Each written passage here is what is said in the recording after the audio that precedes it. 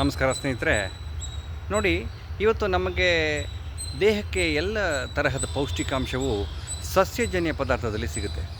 ನೋಡಿ, ಆನೆ ಅಷ್ಟು ದೊಡ್ಡ ಪ್ರಾಣಿ, ಅದಕ್ಕೆ ಪ್ರೋಟೀನ್, ಕ್ಯಾಲ್ಶಿಯಂ, ವಿಟಮಿನ್ ಎಲ್ಲಿಂದ ಸಿಗುತ್ತೆ? ಎಲ್ಲ ಸಸ್ಯಜನ್ಯದಲ್ಲೇ ಪದಾರ್ಥದಲ್ಲಲ್ವಾ? ಹಾಗಾಗಿ ನಮಗೂ ಸಸ್ಯಜನ್ಯದ ಪದಾರ್ಥದಲ್ಲೇ ಎಲ್ಲ ಪೌಷ್ಟಿಕಾಂಶವೂ ಸಿಗುತ್ತೆ.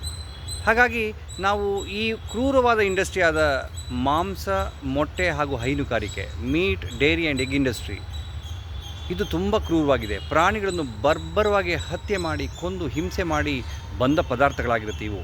ಹಾಗಾಗಿ ನೀವು ಈ ಪದಾರ್ಥದಲ್ಲಿ, ಈ ಒಂದು ಕ್ರೂರ ಪದಾರ್ಥದಲ್ಲಿ ನಿಮಗೆ ಪೌಷ್ಟಿಕಾಂಶ ಕಂಡುಕೊಳ್ಳೋದು ಬೇಕಾಗಿಲ್ಲ. ನಮಗೆ ಸಸ್ಯಜನ್ಯ ಪದಾರ್ಥದಲ್ಲಿ ಎಲ್ಲ ಪೌಷ್ಟಿಕಾಂಶ ದೊರೆಯೋದ್ರಿಂದ ನಾವು ಪ್ರಾಣಿಗಳಿಂದ ಬಂದ ಪದಾರ್ಥದಲ್ಲಿ ಪೌಷ್ಟಿಕಾಂಶ ಇದೆ ಅಂತ ಹೇಳಿ ನಾವು ಅದನ್ನು ಕನ್ಸ್ಯೂಮ್ ಮಾಡೋದು ತಪ್ಪಾಗುತ್ತೆ. ಯಾಕೆಂದರೆ ನಮಗೆ ಇಲ್ಲಿ ಸಸ್ಯದಲ್ಲಿ ಸಿಗುತ್ತೆ, ಪ್ರಾಣಿಗಳ ಹತ್ಯೆಯನ್ನು ತಪ್ಪಿಸ್ಬೋದು.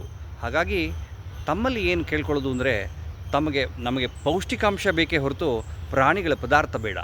ಹಾಗಾಗಿ ತಾವೆಲ್ಲರೂ ಸಸ್ಯಜನ್ಯದಿಂದ ಪೌಷ್ಟಿಕಾಂಶ ಪಡಿಬಹುದು. ತಾವೆಲ್ಲರೂ ವೇಗನ್ ಆಗಬೇಕು ಅಂತ ಕೇಳ್ಕೊಳ್ತೀನಿ. ನಮಸ್ಕಾರ.